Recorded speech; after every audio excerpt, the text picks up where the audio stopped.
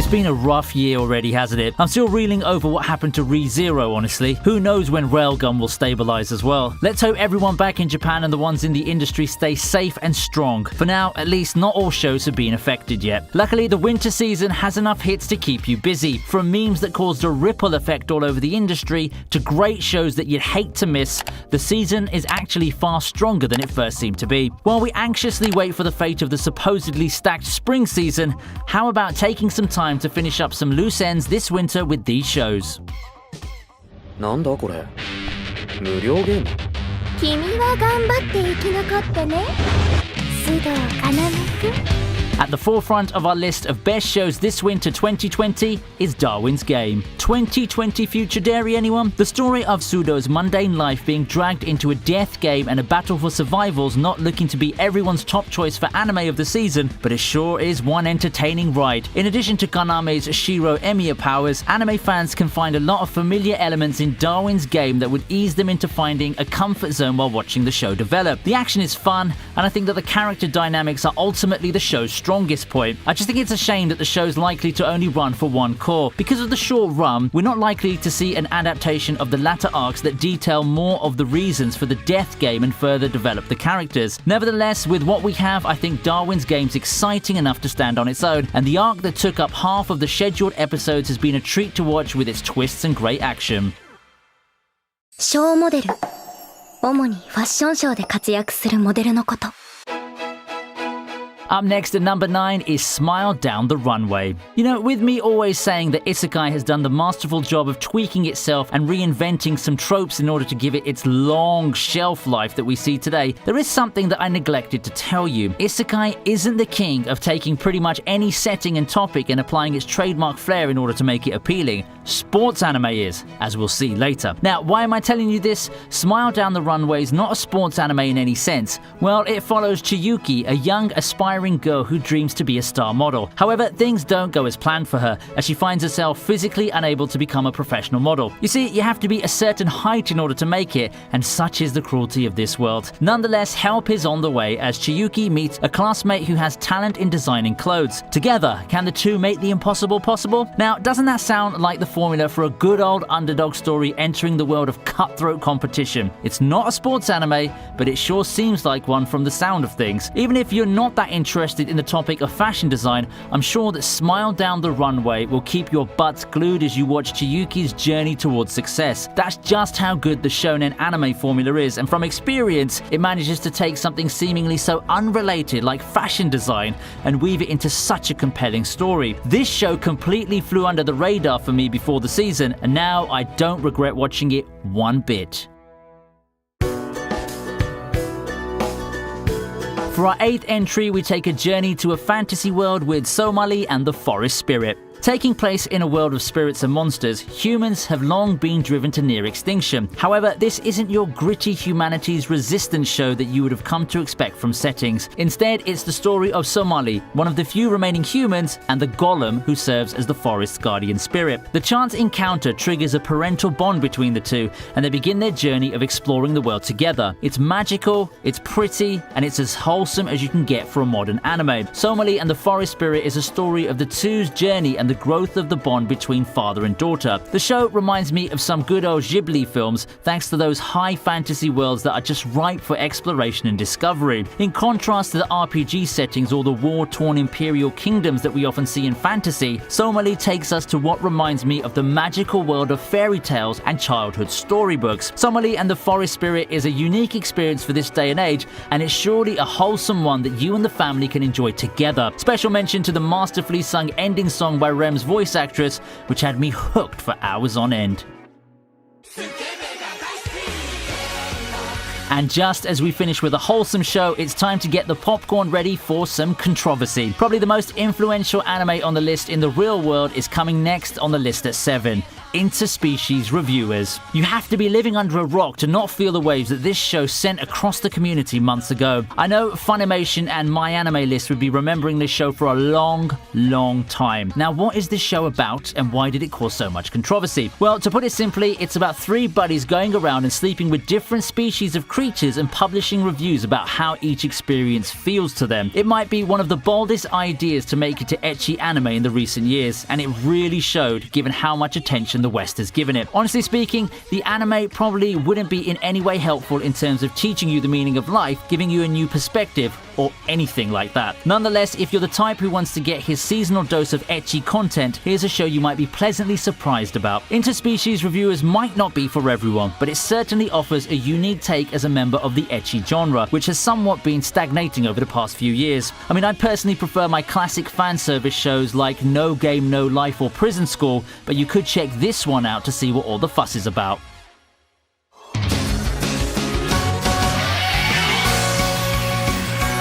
For our sixth anime on the list, it's time to dive back into the world of MMOs with the hit anime Bofuri. I wonder how you guys assign stats in MMORPGs. Do you go all the way and throw all stat points in one relevant stat, or do you try to balance every stat out, possibly turning yourself into a jack-of-all-trades, master-of-none type? If you're the former type of player, you might be able to relate to Maple's dilemma. Allocating all of her stat points to defense due to her fear of pain, Kaede finds herself in a pickle in NWO, New World Online. Lacking magic, speed, or anything else which is relevant, her character Maple ends up being unable to do anything of relevance whatsoever. However, it does turn out that jacking up her defense that much does come with some nifty benefits, such as the skill Absolute Defense and the ability to kill things with counters. Armed with a unique setup, she partners with her friend Risa, playing as the swashbuckling Sally, and they go on plenty of adventures in NWO. Thus begins a cute and light-hearted adventure across an MMO world with the best adventure duo you could ask for. It may not be the most in-depth or realistic MMO show out there, but that's exactly where Bofuri derives its charms from. It's cute, entertaining, and extremely relaxed. In a way, it kind of reminds me of the SAO Alternative, the spin-off anime starring Len, in that it's a chill show about gamers playing video games, at least before the real-life circumstances start getting dragged into GGO.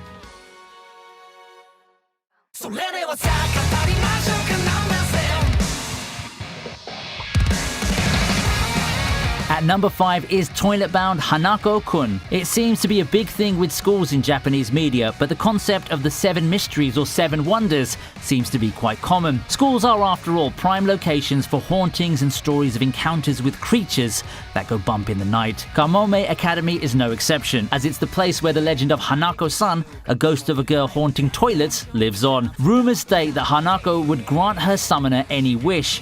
This is enough to try and push many students to try and summon her, including Nene Yashiro, who's desperate for someone to return her feelings. Turns out that Hanako is actually a boy, and through some twists and turns, Nene finds herself as Hanako's assistant, who ends up being entangled in the world of the supernatural. Little did she know that Hanako is not merely a toilet-bound ghost, but also a guardian maintaining the balance between the human and spirit worlds.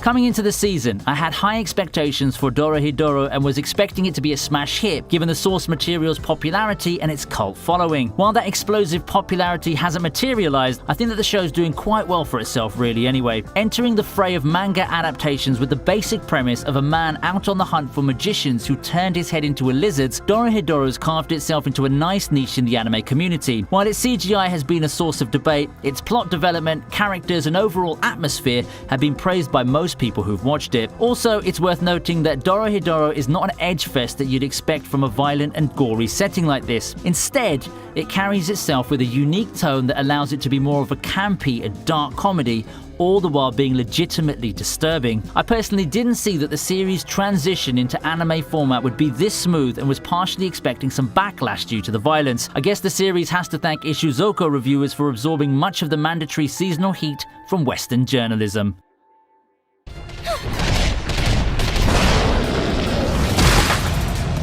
Next on the list is another supernatural show, Inspector. To be honest, this kind of show caught me by surprise. At first glance, I was thinking something along the lines of Bleach, minus the DBZ power levels and magical swords. It's that or Noragami, another show that I really loved back then and that you should also check out. However, Inspector has turned out to be one fun mystery-solving show. Much of the show's runtime is spent on spirit mediator Kotoko, college student Kuro, and his ex-girlfriend Saki solving the mystery behind Steel Woman Nanase, a spectre running amok and wreaking havoc around town. Just what is this ghost all about? How did it come to be, and how does it get put in its place? Most of the show's 12 episodes revolve around the case, and it turned out to be a slow burn that keeps me anticipating each new episode as weeks go by. The amount of talking might not be everyone's cup of tea, but the characters provide more than enough entertainment to keep fans engaged. There are some action and supernatural powers involved, but unlike Noragami, Inspector is a mystery series through and through.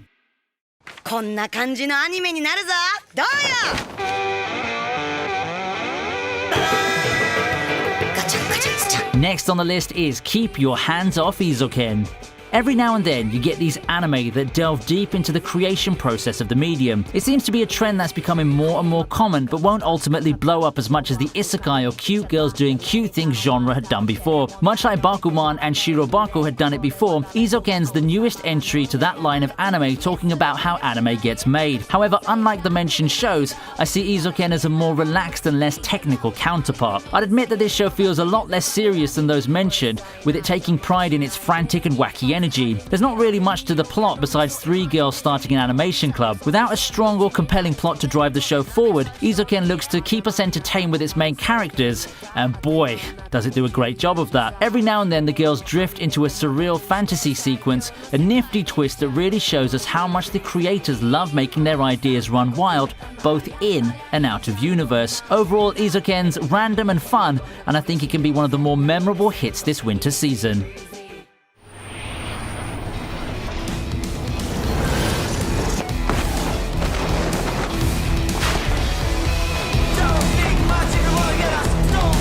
Claiming the top spot on the list is Id Invaded.